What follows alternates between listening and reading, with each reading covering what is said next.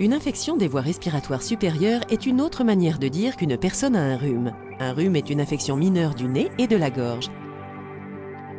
Pendant la respiration normale, l'air pénètre par le nez, descend le long de la trachée, puis dans des voies aériennes de plus en plus petites.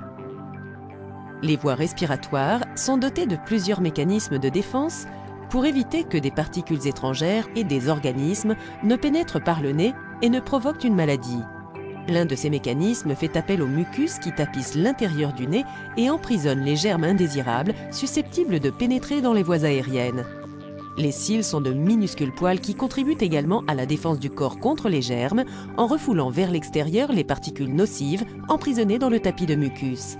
Si des germes nocifs échappent à ces mécanismes de défense et poursuivent leur progression dans les voies respiratoires, ils risquent de pénétrer dans les alvéoles. C'est là que les globules blancs entrent en jeu, car ils combattent les organismes indésirables.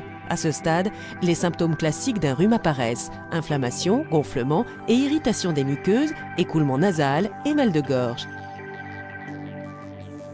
Les infections des voies respiratoires se transmettent par contact direct, par une exposition à des particules aéroportées ou par contact indirect en touchant des surfaces contaminées et en se frottant ensuite le nez ou les yeux.